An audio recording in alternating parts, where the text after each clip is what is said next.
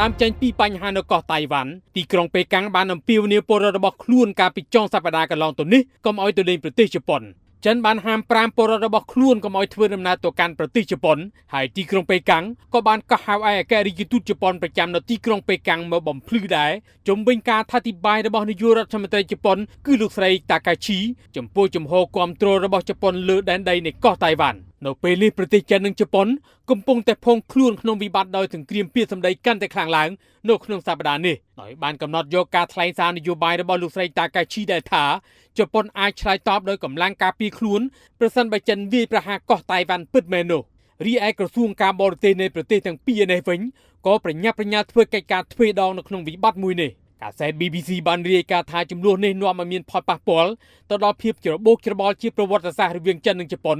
ព្រមទាំងមានភាពមិនច្បាស់លាស់ជាយុទ្ធសាស្ត្រដែលមានជាយូរមកហើយលើអធិបតេយ្យភាពរបស់កោះតៃវ៉ាន់នេះទីក្រុងប៉េកាំងក៏ចោទប្រកាន់ទីក្រុងតូក្យូដែរថាអ្វីដែលជប៉ុនកំពុងតែធ្វើនេះគឺជាការរំលោភគោលការណ៍ចិនតែមួយចំពោះកោះតៃវ៉ាន់កាសែតរាយការណ៍ថាភាពតានតឹងនាពេលបច្ចុប្បន្ននេះបានផ្ទុះឡើងនៅក្នុងកិច្ចប្រជុំសភាក្នុងប្រទេសជប៉ុនកាលពីថ្ងៃសុក្រសប្តាហ៍មុនកាសែតបានរាយការណ៍ថាភាពតានតឹងនាពេលបច្ចុប្បន្ននេះបានផ្ទុះឡើងនៅក្នុងកិច្ចប្រជុំសភាក្នុងប្រទេសជប៉ុនកាលពីថ្ងៃសុក្រសប្តាហ៍មុននៅពេលដែលសមាជិកសភាបកប្រឆាំងបានសួរលោកស្រីតាកាឈីថាតើបញ្ហាកោះតៃវ៉ាន់នឹងចាត់ទុកជាស្ថានភាពគំរាមកំហែងដល់ការរស់រានមានជីវិតសម្រាប់ប្រទេសជប៉ុនដែរឬយ៉ាងណាលោកស្រីនាយករដ្ឋមន្ត្រីបានឆ្លើយតបថាប្រសិនបើមាននាវាចម្បាំងនិងការប្រើប្រាស់កម្លាំងមិនថាអ្នកគិតយ៉ាងណាអំពីវាអាចបង្កើតបាននូវស្ថានភាពគំរាមកំហែងដល់ការរស់រានមានជីវិតដោយពិតប្រាកដមែនBBC បានលើកឡើងថាស្ថានភាពគំរាមកំហែងដល់ការរស់រានមានជីវិតនេះគឺជាពាក្យស្របច្បាប់មួយនៅក្រមច្បាប់សន្តិសុខឆ្នាំ2015របស់ប្រទេសជប៉ុនដែលសម្ដៅទៅលើពេលដែលការវាយប្រហារប្រដាប់អាវុធលើសម្ព័ន្ធមិត្តរបស់ខ្លួន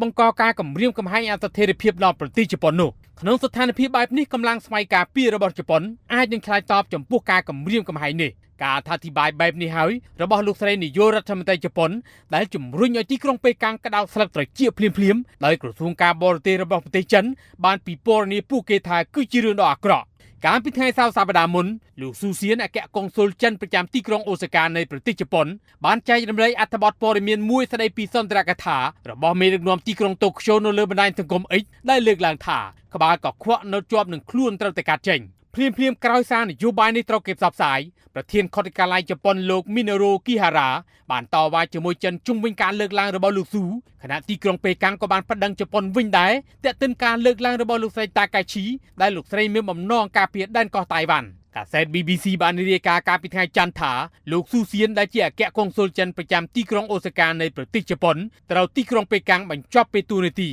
បើទោះជាបែបនេះក្តីកាលពីថ្ងៃអង្គារលោកស្រីនាយករដ្ឋមន្ត្រីជប៉ុនតាកាឈីត្រូវកាសែតពិពណ៌នាថាលោកស្រីនៅតែរក្សាជំហរមិនបោះបង់សារនយោបាយរបស់ខ្លួនចំពោះកោះតៃវ៉ាន់ឡើយដោយលោកស្រីថ្លែងការពារថានេះគឺជាអនុលោមតាមជំហរប្រពៃណីរបស់រដ្ឋាភិបាលជប៉ុនមិនបងអង្គយូរកាលពីថ្ងៃប្រហ័សក្រសួងការបរទេសចិនបានបង្ហោះសារជាភាសាជប៉ុននិងអង់គ្លេសនៅលើបណ្ដាញសង្គម X របស់ខ្លួនដោយប្រមានជប៉ុនឲ្យឈប់លេងជាមួយនឹងភ្លើងនិងបានបន្ថែមទៀតថាវានឹងក្លាយជាការឈ្លានពានប្រសិនបើជប៉ុនហ៊ានគោលជ្រៀតជ្រែកក្នុងស្ថានភាពឆ្លងច្រកសមុទ្របែបនេះប្រតិកម្មទៅនឹងបញ្ហានេះដែរប្រព័ន្ធឃោសនារដ្ឋរបស់ចិនស៊ីនហួរបានស្រង់សម្ដីរបស់អនុរដ្ឋមន្ត្រីការបរទេសចិនលោកស៊ុនវ៉ៃដុងមកចុះផ្សាយដោយលោកបានកោះហៅអគ្គរដ្ឋទូតជប៉ុនប្រចាំនៅប្រទេសចិននៅថ្ងៃដដែលនោះដោយបង្ហាញនូវការមិនសប្បាយចិត្តរបស់ពួកគេលោកស៊ុនបានហៅការកត់សម្គាល់របស់លោកស្រីនាយករដ្ឋមន្ត្រីជប៉ុនតាកាឈីថាខុសនឹងគ្រោះថ្នាក់បំផុតហើយបានទាមទារប្រទេសជប៉ុនដកការអធិប្បាយនេះចេញបន្ថែមពីលើនេះលោកក៏បានប្រមានថាបើមិនដូច្នេះទេ